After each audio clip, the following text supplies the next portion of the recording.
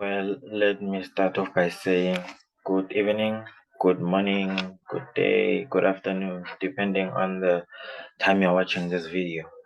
My name is Api Wengema, and I am doing my second year at the University of Johannesburg. I'm part of this wonderful organization, the End Goal Mobilization Academy. This organization was just created to help you guys um, provide knowledge to you guys and help you with everything from applications to tutoring to all those things. So I'd say you guys are really privileged to have such an organization because during our times we were not informed. We really didn't have organizations who would be doing these things for us. So yeah, as I've said, my name is Apiwe and I'll be tutoring business studies for this chapter that I'm going to do today. So yeah, that's basically about it. This is for grade 12, the matrics, yeah, the final years of the high school. I'm hoping you guys are doing well. I'm hoping you guys are good as the exams are approaching. You continue to push and push. Also, we've compiled this notes as an organization to help you guys with some certain concepts that you might not understand, or just the notes to help you guys with the study process. So I'll start here. These are the topics that we're going to cover, that we aim to cover during the course of the next few weeks or the next weeks before you guys write your prelims and the final exams. So we know that business studies is separated into two papers as of 2020. 2020 was the first class to write two papers, paper one and paper two. So the total is 150 marks per paper. So with paper one, we have 150 marks, paper two, 150 marks, which makes out the total of 300 marks. So with that being said, now we're looking at the topics for each and every paper, for each of these two papers. For paper one, we have business environments and business operations. The focus is on the business environments and the business operations. For paper two, the focus is on the business ventures and the business roles. So now when we dig deep into paper one, we have macro environment, the impact of recent legislations on businesses. So this is just the legislations. We know that there are three different types of business environments in business studies. We have micro with MI, we have market environment, we have a macro with MA. So ever since you started doing business studies in grade 10, I'd say you were introduced to these business environments and they took you through the components, the characteristics of this business environment. So in this topic of the legislations, this is where we focus on legislation such as Skills Development Act, Employment Equity Act, Basic Conditions of Employment Act, and all those types of acts. And there are other acts that you might not know about that you still come across during the course of your studies in university. So there are many more acts that are there than those that you are currently doing now in your matric. And so, and the second topic that we'll be covering is the macro environment, the business strategies. And then the third topic that we'll be covering is the business sectors and their environments. We know that we have the primary sector, we have the secondary sector, we have the tertiary sector. And we should know that from the primary sector, where we extract raw materials from nature, where we get raw materials, to the secondary sector, where we now transform those raw materials into final goods which are ready now for consumption. And then the tertiary sector, which now deals with the supply of those goods and services to the final consumers, which are their customers. And then these are the business environments. Then the second part will be on business operations. The business operations, there are two chapters, there are two focus chapters there. It is the human resource function and the quality of performance. So today, to give you a light, I'll be doing the human resource function. Yeah, I will be doing the human resource function as it is the important part, one of the important part of your question paper. It is always there, it has always been there, and it is still gonna be there. And then there's the quality of performance, where we deal with the TQM, and all those type of things that the business does in order to maintain and ensure that the products that they produce are quality. And then for paper 2, our focal points will be on business ventures and business roles.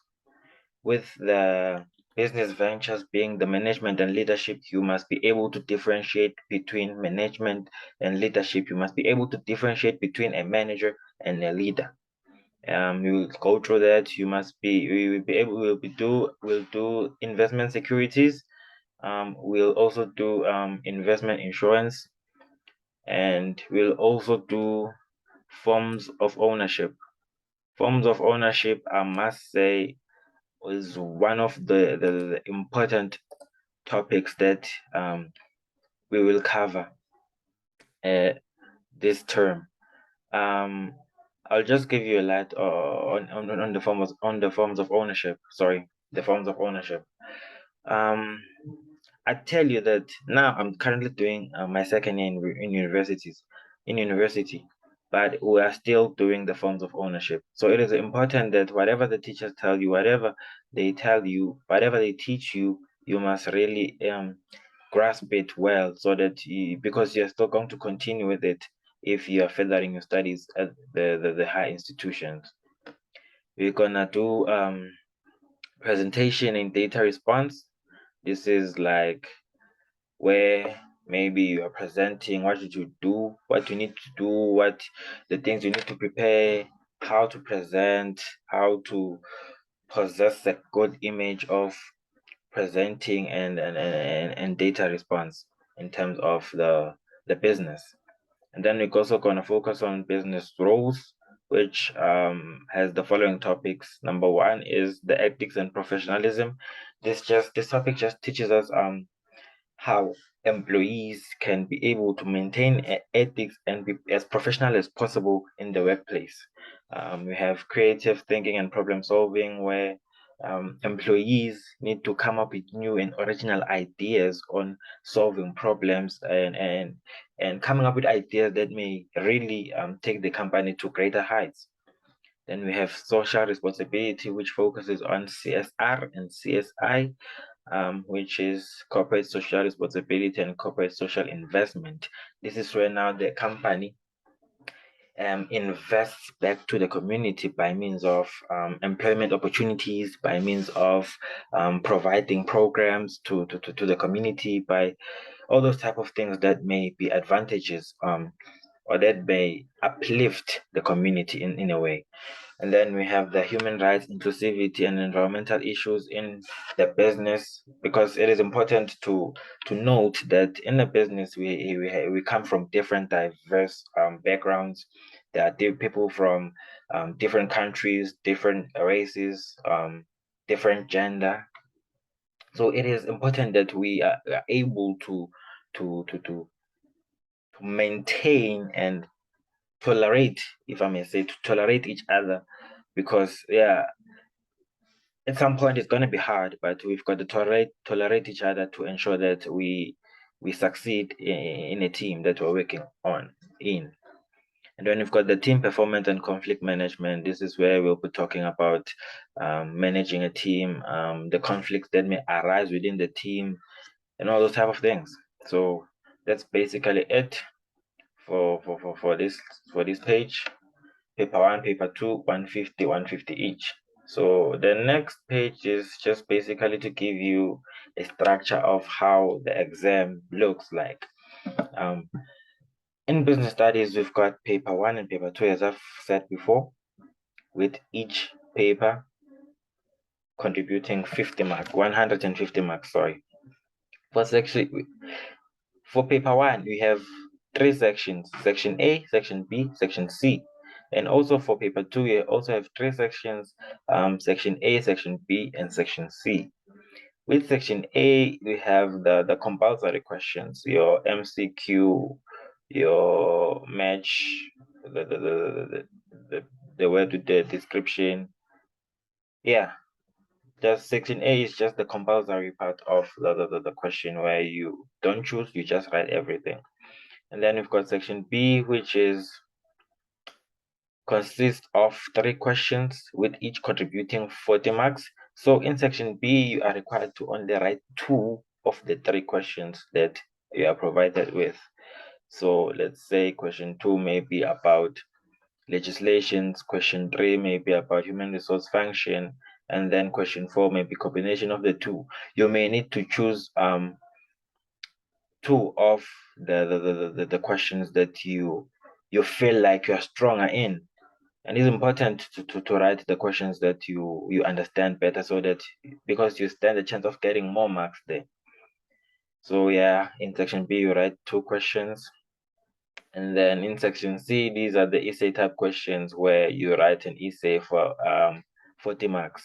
You answer 1 question here between question 5 and question 6. And it gives you, if you calculate 30 plus 80 plus 40, it gives you the total of 150, which makes paper 1 and also makes paper 2. So we decided to just give you some important information to note for business studies, as you are approaching your prelims and the final exams. So here, as we said, it is important to adequately prepare for every test and exam so you can get the targeted results. So here, it is important that you really prepare for the test you study, because in business studies, you can't just go to write without having grasped or learned the content that you'll be tested on. So we know that business studies is a theoretical subject, and therefore learners need to find a study routine that works for them. So we are different people. My study routine may not necessarily work for you, and your study routine may not necessarily work for me. So it is advisable to find the study routine that just works for you. Others learn by memorizing, others learn by highlighting, and all those type of things. So it is best that you adopt a study routine that will help you to achieve the targeted results and help you to understand the content better. And then one thing that is important about business studies is the issue of previous question papers. If you attempt previous question papers, it will help you familiarize yourself with the way the questions are posed when in a test or in a test or an exam. So if you do previous question papers, rest assured, I can guarantee that you will pass business studies, because most of the questions that come out in the exams are the questions that have been tested before from previous question papers, previous question papers. If you can just start from, let me say, 2016, you do the previous question papers, you do November, you do September, you do June. 2017, you do the same, 18, 19, 20, 21. I can assure you that you'll get a distinction. You'll get a distinction. And one thing also is important to note is, when studying for business studies, we never look at only essay questions as a topic, as any topic may be essay type question. So there's this stereotype about the high school learners always look at the essay questions. They only study the essay question. They say, now I won't look at section A, I won't look at section B. I'll just let me just focus on section C, on the essay. So the truth of the matter is, any topic can come out as an essay. You never know. Maybe they can take out legislations as an essay. They can take out human resource function as an essay. They can take out the business sector as an essay. So if you study each and every topic, you understand each and every topic, you'll be able to answer the essay questions, because whatever they ask on the essay questions, you'll be able to answer correctly and get your total 40 over 40. And one thing to also note in the essay questions, it is also important to include examples. There are marks for examples. You can say you give your points, and then at the end, maybe your fifth or sixth point will be where you give examples, because rest assured the examples count. They mark examples in the marking center when the markers mark your scripts. So it is important that you always include the examples. And then one thing you should also note is that it is important that you start with the questions you understand well. I'm sure your teachers have always told you that in an exam you are not restricted to follow the order of the question. You can start with section C, you can start with section B, you can start with section A, any section that you feel like you understand better and you'll be able to write faster and get maximum marks, you can start with that question. So it is important that you always start with the question that you understand well, so that even if maybe it doesn't go well in other questions, but you already have secured the marks on the questions that you really understand. And then guys, please read carefully before answering to make sure that you understand what is required of you. So if you read carefully, you'll enable yourself to understand better. Even if maybe you read 2 or 3 times, you don't just read once, because maybe sometimes you just scroll through the question and maybe not get the better understanding of what it really requires of you. So I advise that you read it maybe 2 or 3 times to really get the picture, and highlight keywords in the question of what they want from you. Maybe they say discuss the reasons for non-compliance with the EEA. You say you underline discuss the reasons for non-compliance or penalties for non-compliance, and then you get a picture of what is required of you without suffering that much. And it is also important to study the points that will be easier to remember. This is one of the most important points, that you study the points that will be easy to remember. You can't study points maybe that will take about 3 to 4 lines if maybe you won't be able to remember that point in an exam. So for business studies, I advise that for each and every aspect, to each and every subtopic in a topic, you learn probably a minimum of 5 points. Because with 5 points, if let's say maybe the question is 6 marks, so with 6 marks you need to write 3 points, right? So with each contributing 2.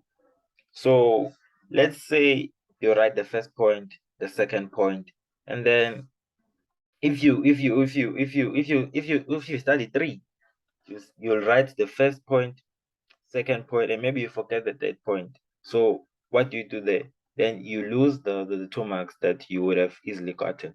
If you study 5, you write the first point, you write the second point, maybe you forget that point that maybe you wanted to write, and then another one comes because you have a minimum of 5 points. So it is easy to write. That's how I actually passed my business studies when I was doing matric.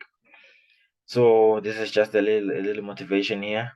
If you put your mind to achieving great things, nothing will ever stop you from becoming the best.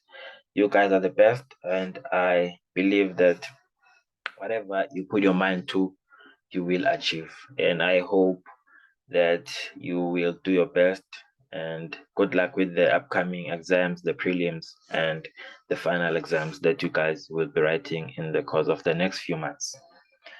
And I'm excited to start the chapter with you. I hope you're as excited as I am.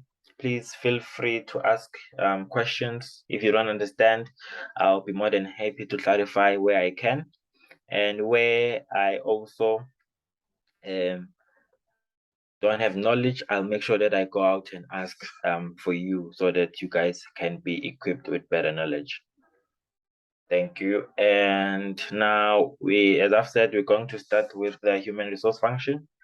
So the human resource function is one of the functions in the business. You know that from grade 10 we're introduced to the 8 business functions, so your purchasing functions, your financing functions, your general management functions, human resource functions, production functions. So human resource function is part of those functions of a business. So one thing you also need to know that in business, these functions are interdependable on each other. So the production function cannot function in unison without the purchasing function, because the purchasing function needs to purchase the goods and the raw materials that will be needed for production, before the production function then transforms and changes the raw materials into final goods and services which will be ready for consumption. So there is an interrelation and a collaboration between these functions of business. So with the human resource function, it deals with the overview of like the labor, employees which will be used, who will be responsible for the production process, employees for all these functions, employees for purchasing, employees for administration, employees for finance. It just provides employees and sources employees for all these functions of the business. Okay, these are important terminologies and definitions that maybe we can just go through them shortly. We've got the job analysis. The job analysis refers to the components of job description and job specification as it relates to employees within an organization. Sorry for the typo there. That is supposed to be an organization. So job analysis is just basically describes the job description as well as the job specification of an entity. Then the job description, it just describes the duties and responsibilities of a specific job. So with the job description, it describes what you'll be doing. Let's say you're applying for a specific job. So a job description just basically describes what you'll be doing within that organization, what duties you will carry out as in that position that you'll be holding. And yeah, and with job specification, it describes the minimum acceptable personal qualities, skills, and qualifications needed for the job. This is just the skills that are needed for you to be able to be considered for the job. This maybe they say you need 5 years experience, you need maybe a finance degree, maybe for a finance job. These are just the minimum requirements that you need to have obtained in order to qualify for the job. So it is important to note the difference between the job description and the job specification.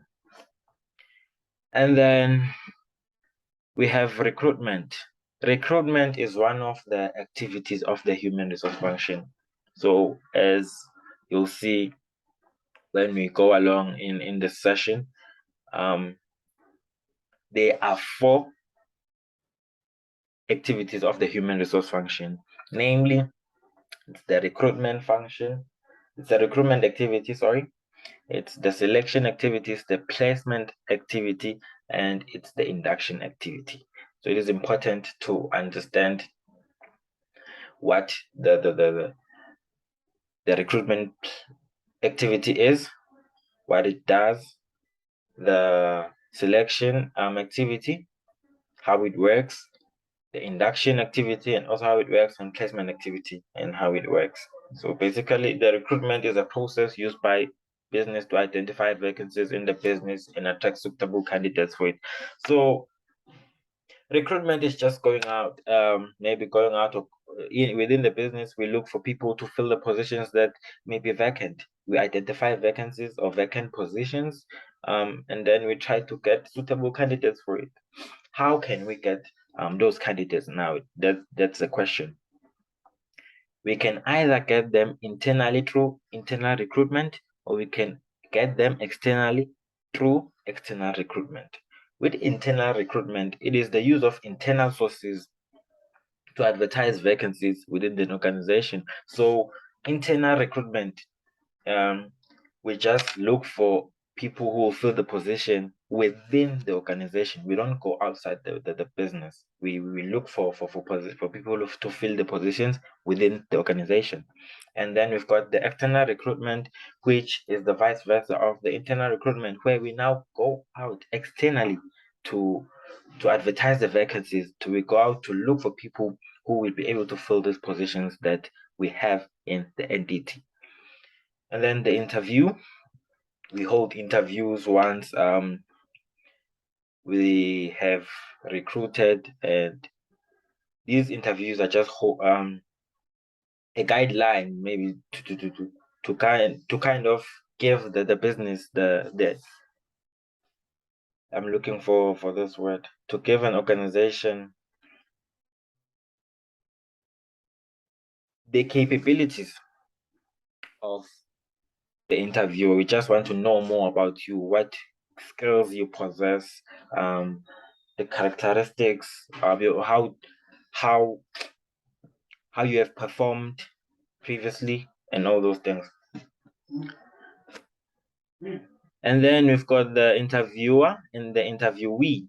The interviewer refers to the representation of an employee conducting an interview. This is just the panel which are interviewing the interviewee, or which are interviewing the applicant. So you come into an interview, there are people who ask you questions, those are interviewers.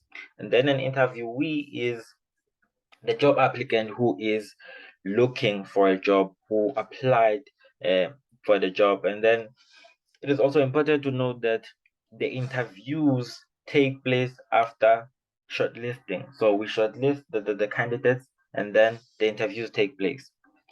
And then the induction refers to the process of introducing new employees to the business and its related aspects. So with induction, we just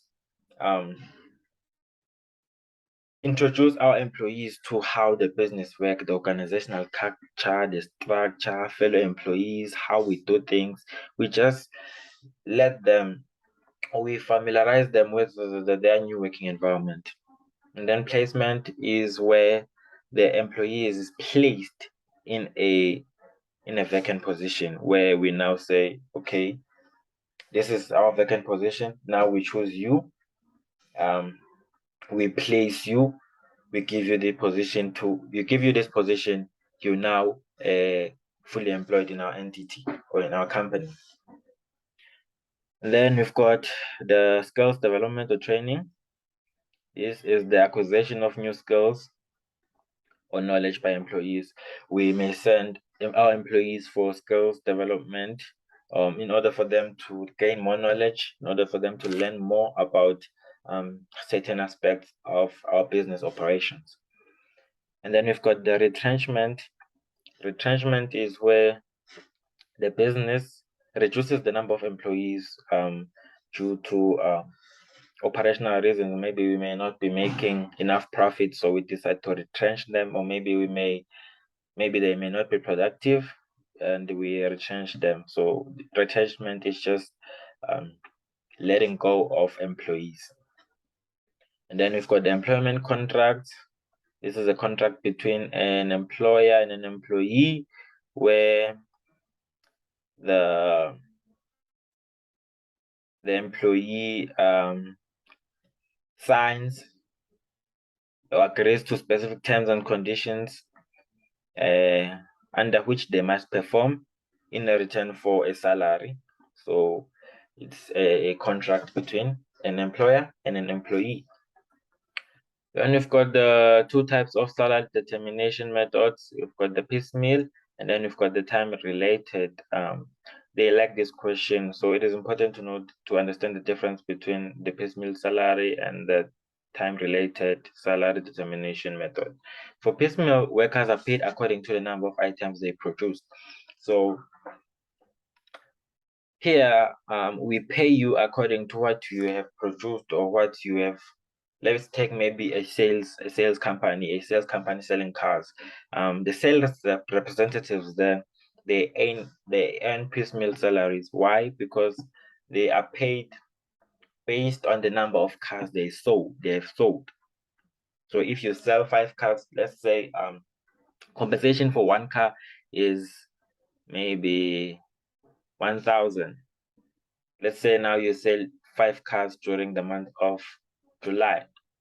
So 1,000 times 5 cars. So it gives a total of how much? Of 5,000. So you'll get an amount of 5,000 as a wage or salary. But with time related, it depends on the amount of time that you have spent on work or doing the task. Maybe this may be lawyers. Maybe lawyers they may charge 150 per hour. They may say we charge 150 per hour.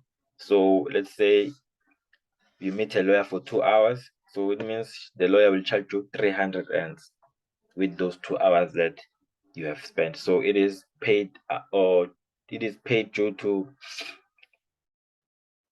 the amount of time that they've worked. Then we have the fringe benefits. These are other benefits which are beyond the salary, which may be the benefits of employees, maybe the UIF contributions, maybe car allowances, maybe medical aid allowances, and those type of things. And then we've got the compulsory benefits. These are benefits that the business is required to provide for its customers, for its employees. So these are the compulsory benefits for employees.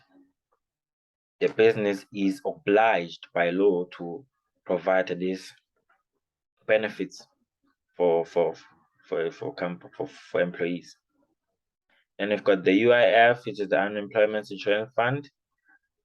We've got the BCEA, which is the Basic Conditions of Employment Act. We've got the Labor Relations Act. We've got the Employment Equity Act. We've got the Skills Development Act. With the acts, we'll dig deep more into them when we do the legislations. And now, as I've said, we have the human resource activities that we have. There are 4 human resource activities. Number 1 with recruitment, number 2 selection, number 3 induction, number 4 placement.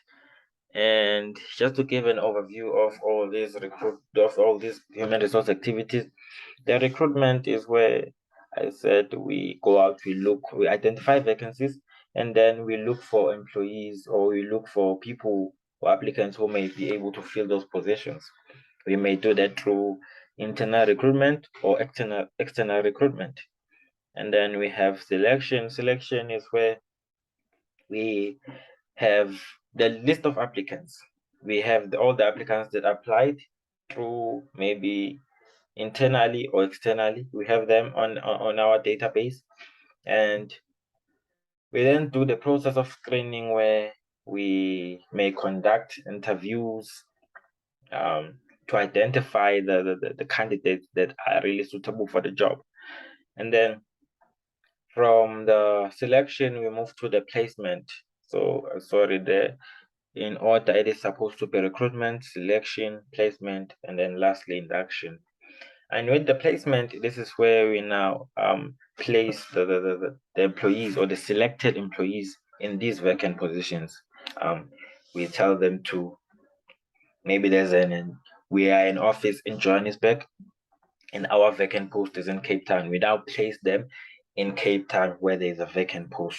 So you can go and to Cape Town, this is where you work and all those type of things. And then in the induction is where now they are in Cape Town, okay, in an organization that they'll be working in, or in the firm that they'll be working in Cape Town. So what do we do then now?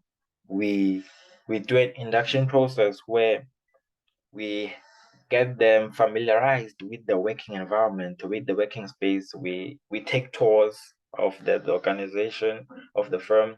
We teach them about the organizational culture, beliefs, organizational structure, the hierarchy of the organization, who they report to, and all the type of things, the employees that they'll be working with or the colleagues that they'll be working with. Yeah, we just get them familiarized with their working environment, with their working space, and with the organization as a whole. So now when we get deep into the recruitment activity, which is the first activity, this is where it is defined as follows. Recruitment is the process used by businesses to identify vacancies in the business and attract suitable candidates for it. So as I've said that in the recruitment, we identify vacancies. We say, okay, in our organizations, we have CFO position is vacant, human resource manager position is vacant, this position is vacant, and then we now start to attract suitable candidates for it. After identifying these vacancies, we now go out or in, depending on the type method of recruitment we're going to be using. I said we can use internal recruitment or we can use external recruitment. This is when now, okay, we decide on the recruitment and then we attract the suitable candidates for it. We advertise. If we use internal recruitment, we advertise internally. If we use external recruitment, we advertise externally. It aims at finding candidates who have necessary knowledge, skills, and qualifications to fill the vacancy. So we're looking for people who are really qualified or have the experience or the skills that we need to fill the vacancies that we currently have in the organization. So we can't just take anyone. In a finance position, we can't take someone who doesn't have a finance background, who doesn't have a finance degree, who doesn't know anything about finance. What will we do with that person? So we need to find someone who really understands and has knowledge, the skills, and the expertise in the finance department to carry out the work that we need him or her to carry out. And then we've got then businesses may choose to use internal or external method of recruiting as I've elaborated, depending on the nature and requirements of the vacancy. If they want someone who really knows more about the business or the entity, we may look at the internal method of recruiting because we now find someone who really understands the culture and the operations of the business. So it wouldn't be so much hard to teach that person. We'll just induct, we just give them a few skills, a few skills that are training on the new position that they may be carrying. So it is an ongoing process as employees leave their jobs for other jobs or get promoted or retire as new technological skills are required. So the process of recruitment is always ongoing because people leave jobs. We have to replace someone retires today, we have to replace them with someone. People leave for other jobs, we have to find people to fill those spaces. Others get promoted, we have to find others to fill the spaces that they're occupying before promotion. So it is kind of an ongoing process. It is continuous. It always takes place in organizations because one employee may leave today, we need to find a replacement for that employee. One employee may leave next month, we need to find replacement of that for that employee. So we now understand the meaning of recruitment in deeply. We can now dive deep into the recruitment procedure as a whole. What happens? What do we do when we carry out the recruitment? So in an exam, they may ask discuss the recruitment procedure. So the tricky part about the recruitment procedure is the fact that when they ask you to discuss the recruitment procedure, you need to write everything. So there are about 1, 2, 3, 4. There are about 7 points. So you need to actually write all the 7 points as part of the procedure.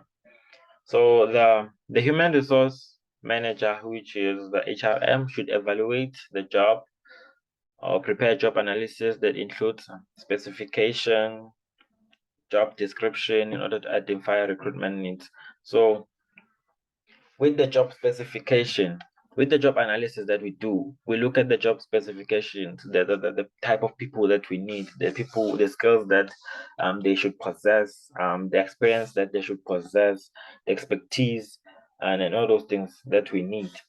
And then in the description, we now identify the duties that they have to carry out, what they will do within the entity, how will they work, and all those type of things.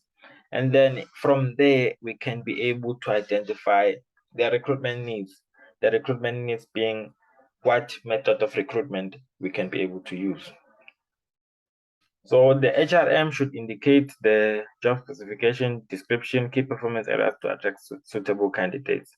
We need to always identify the job specification and description, because if you don't identify the job specification and description, it will be hard to really attract candidates, because they wouldn't know what they're applying for. They wouldn't know what they're going to do in the entity. So it is always advisable, it is always good to give them an overview of what they'll be doing, the skills that they are required to possess. And yeah, you need to choose the method of recruitment, e.g., it can be internally or external, to reach suitable candidates. If we use internally, we can use probably word of mouth or the notice board of the organization, where we paste the vacancy with the job analysis, which includes the job specification and description, where we give out the duties they're going to carry out, what do we require from them, the skills they need, the expertise they should possess, and all the qualifications and all those type of things.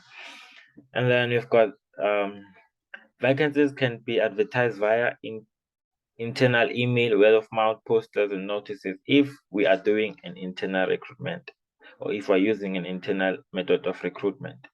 If then we are using an external method, so the relevant sources that of recruitment should be used. It is important to note that the internal sources of recruitment are not the same as external sources of recruitment.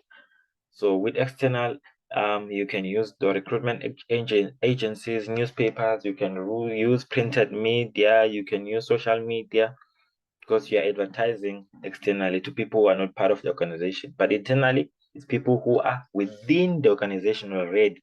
So we just want to promote them to the next highest level.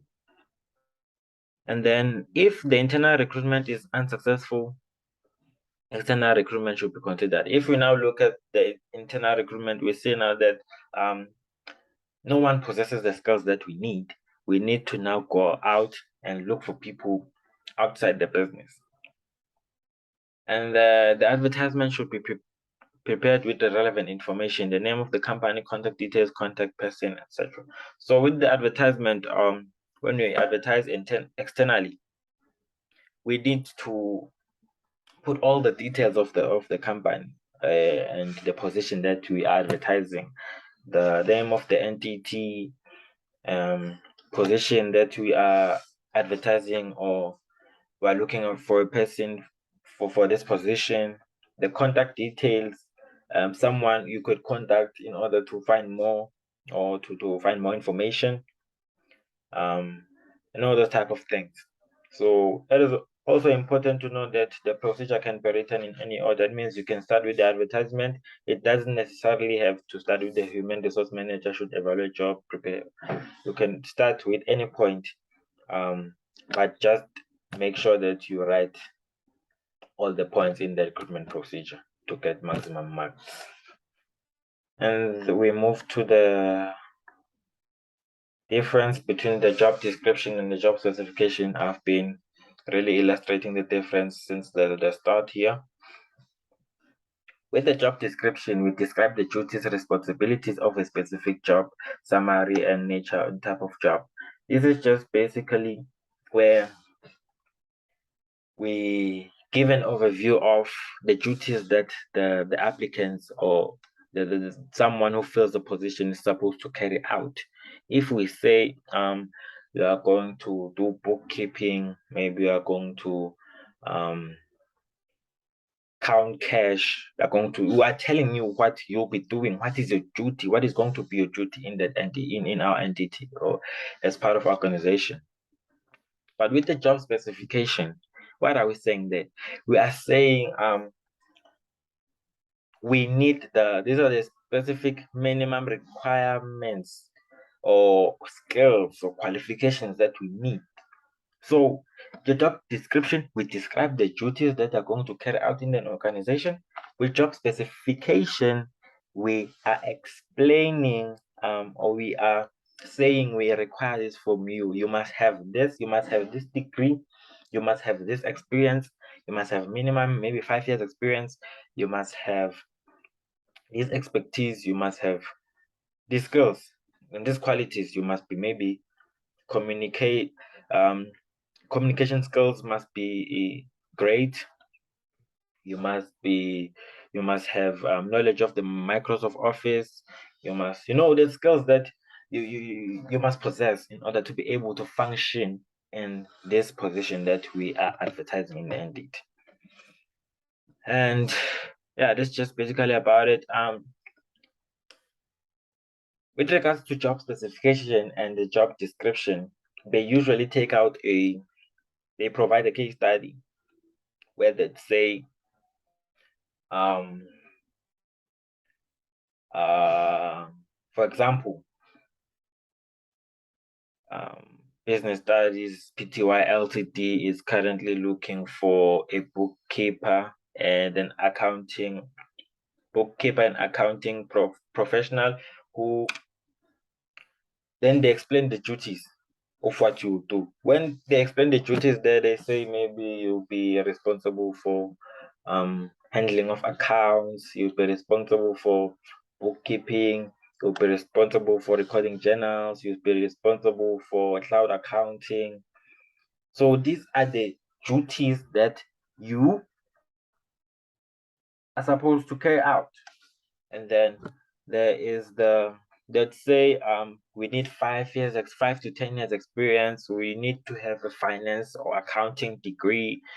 You need to possess Microsoft Excel skills. So you say now in your head you can be able to, from reading from that case study, you can be able to identify what the job specification is and what the job description is. And then in the question that say quote from the case study the job description and the job specification. From there, you just quote as is. One thing you should also note in business studies, when quoting, you don't include the quotes as in the quotation marks. You quote as is without the quotation marks. You just say, if they say maybe we need 5 years experience, you want to quote we need 5 years experience, you just write we need 5 years experience without the quotation marks. I hope you guys understand that, and I hope you will be able to remember that in an exam, because the final exam markers, they are really strict when it comes to marking. They are not like our high school teachers.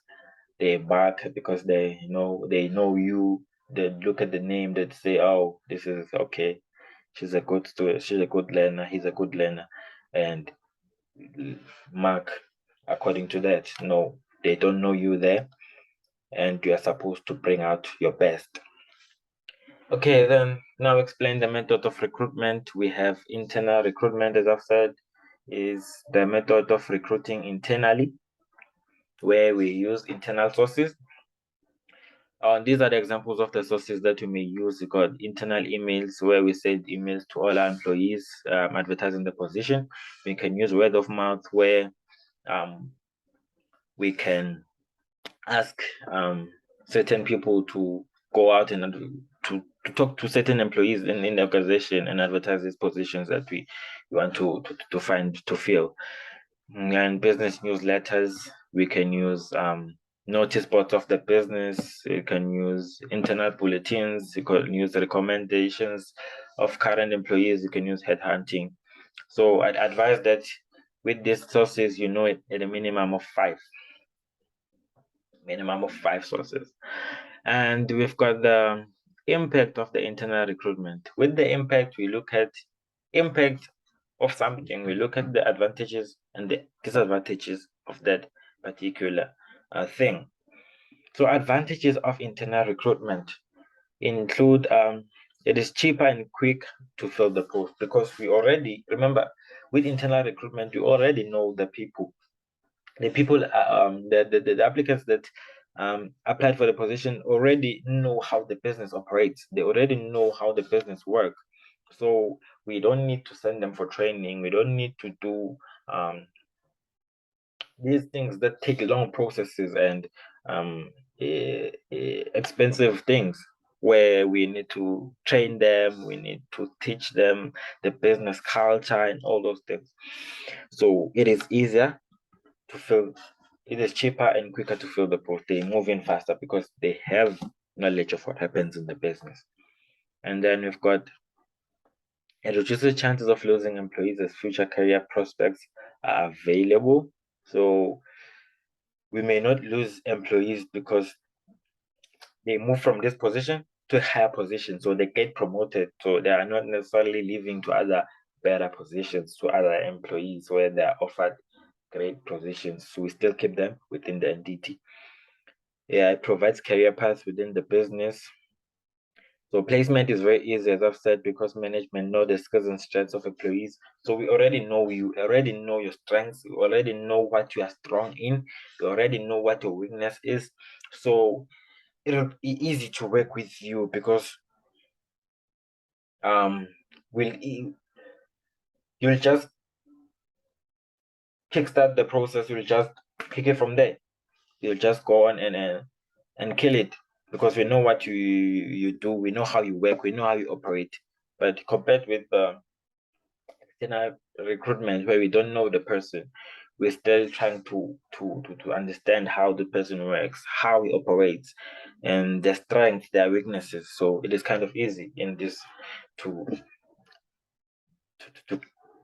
get the ball running as quick as possible. Okay, then I'm looking at the disadvantages now. It may close the doors for new ideas from outsiders. So with internal recruitment, as I always say, we look at people who are internally, who are existing members, existing employees of the business. So if maybe there's someone who is not part of the business, who could have maybe had a great idea, which was going to improve the operations of the entity, which was going to improve the profitability of the entity, we lose that opportunity, because we wouldn't know. We wouldn't know, because we're only looking at the internal part of the business. We're looking for employees. We're looking for people to fill the post internally. Employees who are not promoted may feel demotivated, and we know when we know each other, we've been here for some time. Maybe they promote. We have been in the same position for maybe 5 years. We were colleagues. We were close friends, colleagues. So if one out of these 5 is now promoted to a high position, so that person is just basically now the boss to these other 4 people. So now we feel demotivated now. We're like, why did they choose him? Why did they choose her? Why did they not choose me? So they feel demotivated. So that does what? It decreases the productivity of that person. And with the decrease in productivity, it leads to decrease in profit. The promotion of an employee could cause resentment among others. It could result to hate because now we say, why did they promote this one? Why did they not promote me? We are resent those people we don't like. We don't feel like we want to work with them anymore. We feel like we don't want to work with them anymore. The number of applicants to choose from is very limited to existing staff only. So in here, we can only choose, maybe let's say only 5 applied, or only 5 people are available for their position. So we are only limited to 5 people, we are only limited to 5 ideas. And compared to the fact that if we were recruiting externally, we could have maybe gotten about hundreds of applications, where we have hundreds and hundreds of ideas, you see. So it is kind of very limited to existing staff only, because of what I've said, only 5 employees within an entity, and if we were recruiting externally, we could have had hundreds and hundreds of people. So it is possible to promote certain employees who do not really have the necessary skills. So in this case, it can happen that we promote people who do not really have the skills, maybe because people are doing each other favors, because they know each other, they are friends, they are related, or those type of things. So it is really a disadvantage of internal recruitment that we may promote people who do not have the skills that we really need. And we spend more money on training existing employees on the new position. If they move to the new position, we may need to spend money on training them, but not always, because it is important to know that these people are also part of they are part of the entity. They've always been part of the entity, so they know how the entity works. They know how we do things. So if they move to the new position, we may need to train them only on that new position, on what is done there in the new position, and not necessarily on how the whole entity as a whole operates. And then we move to the external method of recruitment. This is where now we go outside the business to look for people to fill the vacancies. So the sources of external recruitment include the recruitment agencies, the billboards, the printed media, where we can use flyers, magazines, posters, newspapers, electronic media, which where we could use social media, radio, TV, walk-ins, where we can invite people to do walk-ins, networking, educational and training institutions, where we go to colleges, universities, internships, and all the type of things, professional associations. So I'd also advise here, 5 sources, a minimum of 5 sources. Minimum of 5 sources. Minimum of 5 sources for internal recruitment, minimum of 5 sources for external recruitment. So let's deal with the impact now. The impact, I said, the impact is just the advantages and disadvantages of that thing. So the advantages of external recruitment, the advantages of looking for people outside the business. New candidates bring new talents, ideas, experience, and skills into the business. So it is an advantage that they may bring new ideas that you have never seen before, ideas that you have never had before, creative ideas that may really stimulate the business towards achieving its objectives and realizing great margins of profit. And there is a large pool of candidates to choose from, which, just as I've said, with external recruitment, there may be thousands and thousands of applications. There may be thousands and thousands of people to choose from. But with internal recruitment, you may only be limited maybe to choosing only 5 people. You're choosing from 5 people. So you see the difference between internal and external. And then it may help the business to meet the affirmative action and the PE targets.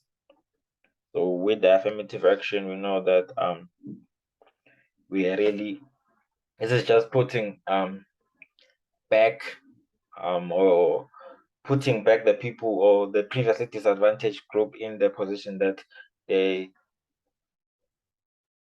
in a better position as they have been previously disadvantaged, then there is a better chance of getting suitable candidates with the required skills, competencies who do not need much training, thus reducing costs. Because if we recruit externally, there are thousands and thousands of people to choose from. We may get someone who really who really understands the industry that we want that person to work in. So there may be no need to pay for training for and all those other expensive costs. So with the disadvantage of external recruitment, information on the CVs may not be reliable. We don't know the person. If we don't know the person, it is kind of hard. It is kind of hard to really evaluate and the information on their CVs, because they may just forge their CVs, they may just write their CVs. We may not know if that information is really true or not. And so they just kills our whole process, because maybe people, they can put the skills and the qualifications that they do not necessarily have. So that may be kind of hard, be kind of bad for the business. Many unsuitable applications can slow down the selection process. If there's a large number of unsuitable applications, we may need to now cut down. We do screening, we do shortlisting. There's a large number of people to cut, to eliminate from the process. So it is kind of time consuming in a way. So the new candidates may generally take longer to adjust to a new working environment. So here, these candidates, they come into an entity and they do not really know much about what we do as an entity. And it can be kind of hard to adjust to their new working environments, the new space, the new colleagues. It may just take longer for them to adjust, because as an entity, we want someone, when someone comes in today, we want them to kick in from that time to do the things, to be productive as soon as possible. So if now it takes longer to adjust, it means we're not realizing the required level of output that we want from that person. So external sources can be expensive. There we can have to pay fees for maybe recruitment agencies, fees. You may need to pay for newspapers. You may pay newspaper fees. We may need to pay. No, it is kind of expensive compared to an internally, where we know these people. We do these things internally and we fill the vacancy internally. You are done.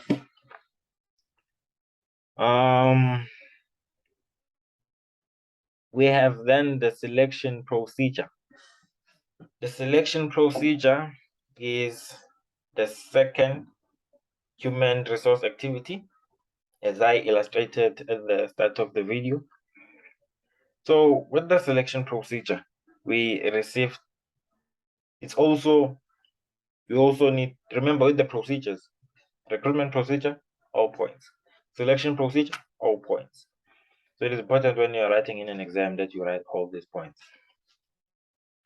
We receive documentation, e.g., example, given the application forms and installed it according to the criteria of the job. So we receive the documentation, we receive the required documentation, the IDs, certified IDs, we receive the CVs, we receive the qualifications, the matric certificates, if we want matric certificates, and all those things. And now we evaluate these CVs and create a short list or screen the applicants. So when we evaluate, we now look at this documentation that we've received, and then we look at who fits in more with what we want or what the position wants. You see, maybe we want someone who has masters in finance, someone who maybe has a PhD. Then we can create a short list based on those people. Then what do we do with the rest? We eliminate them from the process, which means that they are unsuccessful. We cut them out. And then we check the information in the CVs and the contact references. So we it's more like a follow-up. We check if the information is reliable now, where we contact your references, maybe on your past positions that you have held. We ask about how you have held yourself in that position, how you have performed, and all those type of things. And then we conduct preliminary sifting interviews to identify candidate applicants who are not suitable for the job, although they meet all the requirements. So sometimes the candidates may meet the requirement of the job, but they may not necessarily be what we are looking for as the entity. So with the sifting interviews, we identify those candidates. We also eliminate them from the process. And then we test or assess candidates who have applied for senior position to ensure that the best candidate is chosen. This can be done in form of in-depth assessments. Then we check how they perform, how they perform in those senior positions, how they are going to be of benefit to us as an entity. And then we conduct interviews with the shortlisted candidates. Now, these are the interviews that the legal or the professional interviews that we now conduct with the shortlisted candidates, where we, after those interviews, we can now select that we are taking this person. This is the person who's going to join us as part of our team in the entity. And the last point is just elaborating on that. It's as it says, offer employment in writing to the selected candidates. And we may now offer employment contract. Yeah. They may read the contract and sign, and then yeah, they are part of the entity now. So screening is part of the selection process, or part of the selection procedure. We check application documents against the requirements of the job. We check if you have really submitted the documents that we really need, the documents that we required, or the documents that you asked for. And then the candidates who meet the minimum requirements are separated from others. So if you meet the minimum requirements, this is a screening. So we want to create a short list. Basically, screening is just creating a short list for the candidates that we are going to hold interviews for or with. So we first check the application documents. Are they what we required? The CVs and all those things. And then the candidates who meet the minimum requirements, we separate them from those who do not meet the requirements. So yeah, then those that do not meet the requirements, we eliminate them and continue with those who do meet the requirements. And now we conduct background checks, credit checks, reference checks to those applicants who qualify for the job. Those that qualify, we have separated them from those who do not qualify. Those that do not qualify, we have eliminated them. Now that we have those that qualify for the job, we now can start doing reference checks. We check with their previous employers how they have held themselves in the positions that they've held, and what they've produced, how they have performed, their productivity, and all those type of things. And then after that, we now prepare a short list of those suitable candidates after screening. So we can now prepare a short list that we will be holding interviews with. So in a test, they're not going to ask that you present the selection procedure and also the screening as part of the selection procedure. They can ask to either discuss the selection procedure, or they can ask you to discuss screening as part of the selection procedure. They won't ask you all these two. They will ask you only one of these two. So it is important to really know both of them, because you don't know which one they are going to ask in an exam. And then we move to the interview, where we now conduct interviews. Like now we have the short list of the candidates, of the applicants. Now we're going to conduct interviews. What are the purpose of an interview? The purpose of an interview is to determine the candidate's suitability for the job. We really check now if you really meet, you really qualify. Are you really suitable for the job? Are you really going to be able to adapt? Are you really going to be able to hold it down and get us what we need and be productive as much as possible in this position? We obtain information about the strengths and weaknesses of each candidate. So when we interview now, we check what you are strong in, what are you weak in, and how can we work towards improving your weaknesses per se. So yeah, that's what we do. And then matches information provided by applicant to the job requirements. So we now know what what is required of you in the job. We now match that the information you have provided. Based on the information you have provided, will you be able to perform at your level best in order to ensure that the entity receives maximum productivity from you? It creates an opportunity where information about the business and applicant can be exchanged. This is where we exchange information about each other, where we learn more about you as an individual, how you work, how you operate, before we can be able to induct you into the business, where you will now learn more about our business and how we operate as a business and our organizational culture and how we act. So they are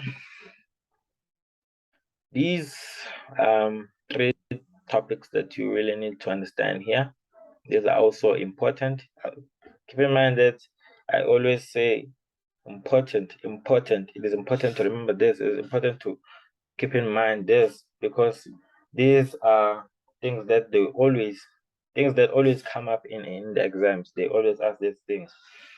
So the role of interviewer. Important to note, interviewer, when preparing for the interview, or role of interviewer before the interview. So interviewer, who is the interviewer? Is the employer. And then it's the role of the interviewer still during. Now we're in an interview. The first one was saying the role of an interviewer before. So the interview has not started yet. Maybe it is days before an interview, maybe weeks before an interview. And then now here it says the role of interviewer during. Now we are in an interview, in that space, in that office that we are holding interviews. During that interview, what an interviewer is expected to do. And then we have the role of interviewee, the interviewee being the applicant who is attending, or who is looking for a job, who's looking to fill the position, who's looking to be an employee. What they should do during the interview. So it is the role of the interviewer. Note, role of the interviewer before the interview, role of the interviewer during the interview, and the role of the interviewee during the interview. Okay, the role of the interviewer before the interview, they must book and prepare the venue for the interview. So you must always ensure that the right venue is prepared. Everything is set, the tables, the chairs, everything is ready for the interview. You inform all the shortlisted candidates about the date and place of the interview. You tell them right before time, not after a day, maybe a day, not a day after the interview is tomorrow. Then you tell them today. It's not sufficient enough. So you need to tell them so that they prepare way before in hand. And you tell them, maybe if the interview is at maybe Hilton Hotel. They tell them the interviews will take place at Hilton Hotel at this time, 11 a.m. So you need to be there maybe by 10 a.m. so you can be able to facilitate the process more easily and more sufficiently. You set the interview dates and ensure that all interviews take place on the same date. So you can't say well, all applying for the same position. There are 5 candidates who are shortlisted. And then say for this one, for all these 4, the interviews will be held today. And then for that one, the interviews, this one, the interview will be held on this day, which is different from the others. It's not there must be equality when you're doing things. So, but there may be certain exceptions, maybe based on maybe the person was not available or those type of things. So the interviewer should develop a core set of questions based on the skills, knowledge, and ability required. So you should prepare the questions that you're going to ask the interviewees. So it is important that for each and every interviewee, you ask the very same questions as others. You can't be in this case, I say we always promote the spirit of equality, where everyone has the same set of questions based on their core skills, abilities, and yeah. Then we verify the CV of each candidate for anything that may not be that may need to be explained. If maybe we didn't have clarity on a certain aspect of that of the person's CV, of the applicant's CV, we can ask during an interview where they'll be able to provide more information and clarity for us. Then we allocate the same amount of time to each and every candidate on the program. This is where now we give them the same amount of time. If the interviewee 1, the time allocated there is 30 minutes. For interviewee 2, 3, and 4, 5, they all must be 30 minutes. No one must be given preference over the other. So those are the roles of interviewer before the interview. So the role of interviewer during the interview, you need to introduce the members of the panel, of the interviewing panel, to each candidate. So in this case, excuse me, you now you introduce your panel, or people who are part of the panel, who are part of the interviewing panel, who ask questions, the interviewing part. You introduce them to the candidates so that they may, you make the interviewee feel at ease. You have the interviewee to relax. The nerves are high. You are nervous. You are anxious because you don't know how the interview will go. It's your role as an interviewer to help the interviewee feel at ease. We remove that pressure off their shoulders. You explain the purpose of the interview to the panel and the interviewee so that they know what is expected of them, of how the interview is going to go. You record interviewees' responses for future references. So the interviews are recorded. So they are recorded for future references, to keep record of what you've said in the interview. So maybe when things you're not performing according to a certain standard, and then when they refer back to interview, they look at what you said and you are not doing what you said. So they have a right to let you go. You do not misinform the interviewee. So you always need to give the right information to the interviewee. When the interviewee asks questions, you give right information. You always make sure that the correct information is provided to interviewee. You avoid discriminatory questions. You really need to avoid discriminatory questions as an interviewee. Questions about maybe gender, questions that may relate to the race, questions that may be infringing on their rights, that may be infringing on their freedom of expression, questions that may be infringing on any of their rights. You must avoid those questions. You need to provide an opportunity for an interviewee to ask questions. So the interviewees have a right to ask questions. Maybe at the end of the interview, you may be like, anything you'd like clarity on, anything you'd like to ask from us, and then the interviewee will then be able or be in a position to ask that question. And then you need to close the interview by thanking the interviewee for attending the interview. You thank them for being part of the interview. And yeah, that's basically it. Then you move to the next interviewee and the next interviewee. So here they may say 6 or 8 marks. So you may need to provide 4 or 5. So I always say for each and every subtopic, you learn a minimum of 5. With the role of interviewee during the interview, what the interviewee is expected to do when the interview is taking place. So the interviewee needs to greet the interviewer by name and a solid handshake with a friendly smile. So you come in, you greet the interviewer, a name, solid handshake, and a friendly smile. You must be strong, you must be rigid, you must possess the spirit of confidence. You must show that you are really hungry, you are really ready for this, and the interviewer will be impressed by the way you hold yourself. You listen carefully to the questions before responding. So you don't just instantly answer the question. If you didn't understand the question, you have the right to ask that they explain it in a bit more understandable manner.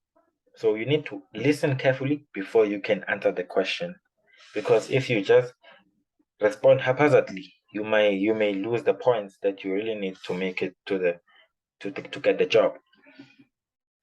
And then you need to make eye contact and have a good body language. You need to always make eye contact. You need to always look at them and keep a good body language. You need to sit up straight professionally and look at them and have positive confidence.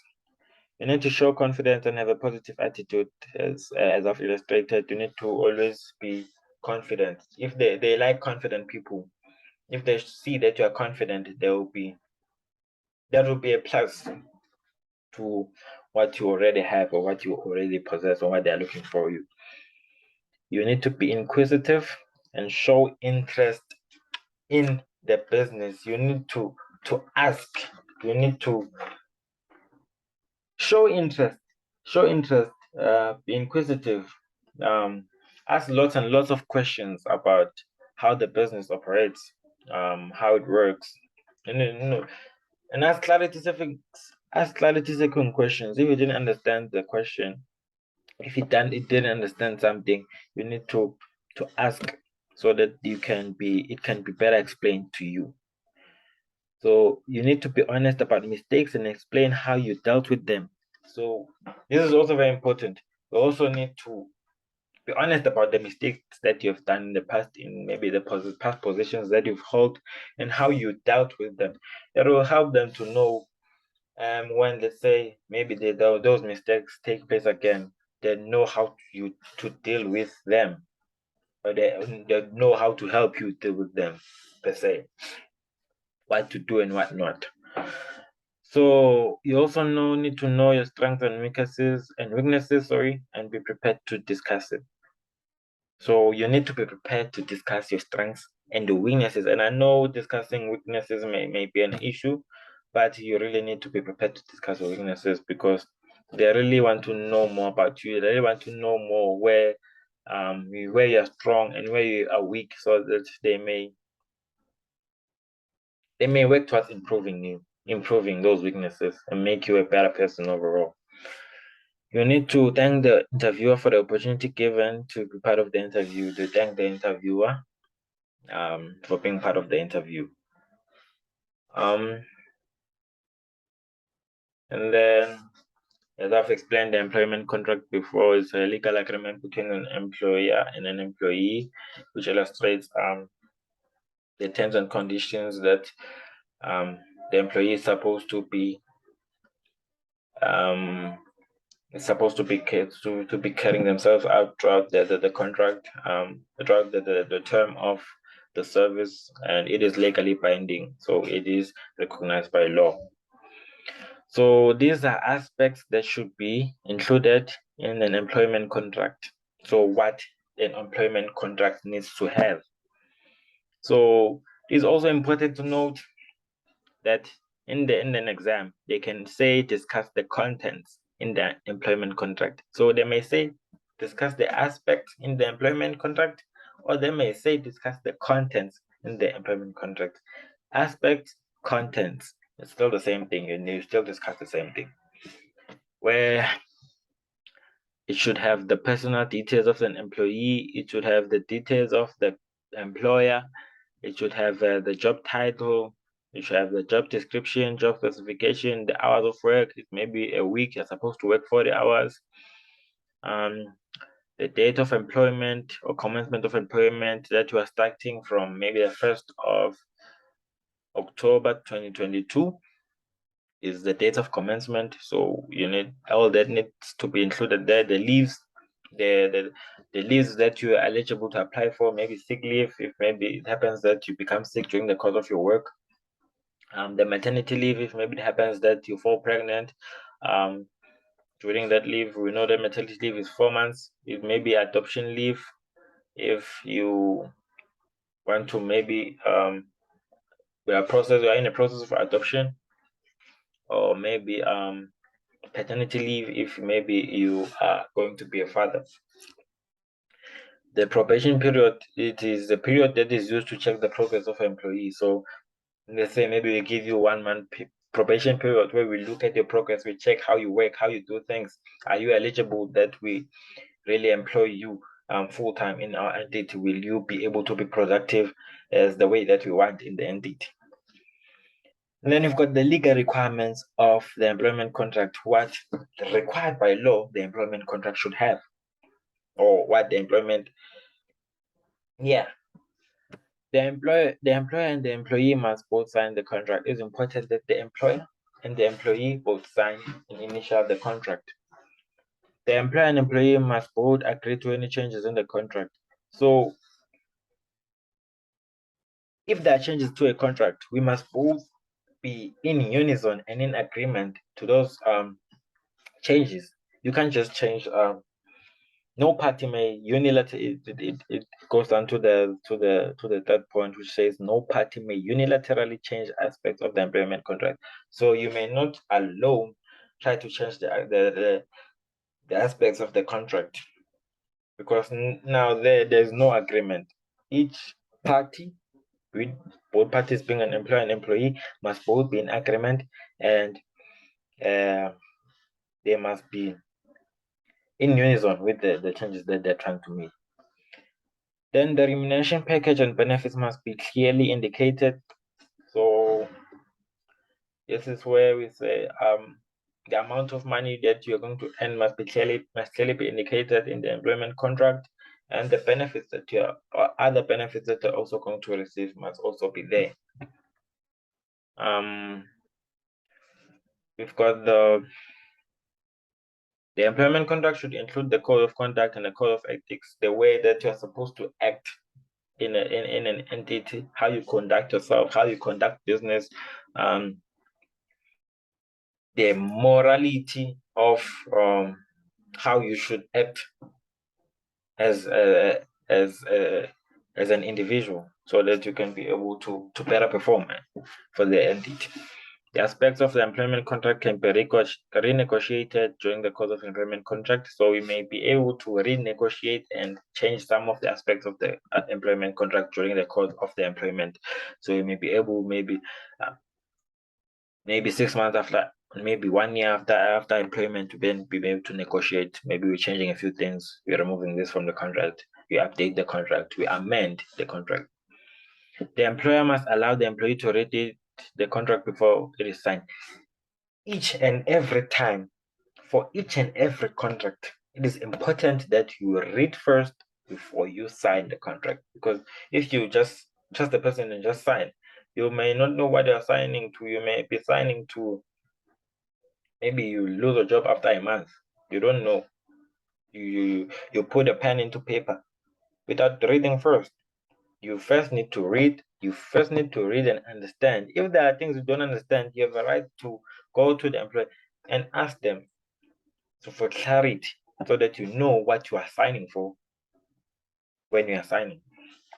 So the mistake that the learners tend to make is the fact of confusing the aspects or the content of the employment contract and the legal requirements.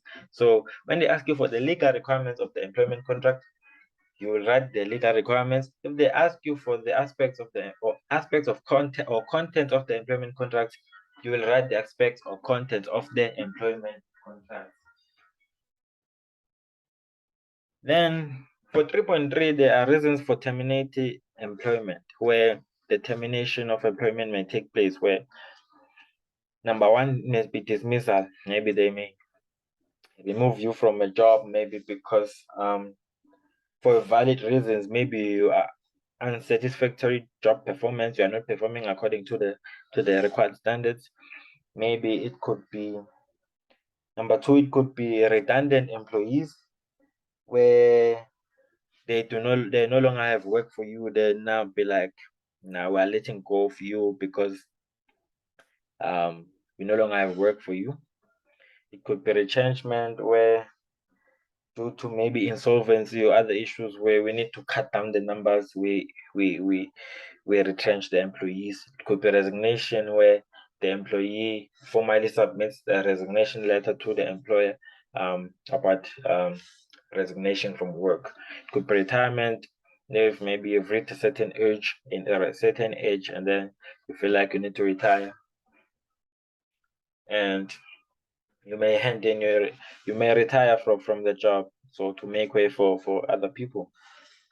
It could be incapacity to work due to injury or illness. Maybe if you suffer injury or illness, maybe in a workplace or maybe anywhere, so you may not be able to work. So that may lead to termination of your employment contract, because you can't be able to work when you're sick. You can't work when you are injured. So someone must come and fill up the position. By mutual agreement, where both the employer and employee they mutually agree. There's consent from the employee, and also the employer also agrees that there should be termination of a contract due to reasons that we may not necessarily know, or the reasons that the employer and employee may know. So then we have the induction. Even though it is not on the compiled notes, but I'll be sure to edit the other two activities of human resource function, being the induction and the placement. Because the induction is where the employees are familiarized with the working environment. So they are familiarized with the employees, they are familiarized with the layout of the building, the business. They meet colleagues to establish relationships. So that is the aspect of providing or doing an induction.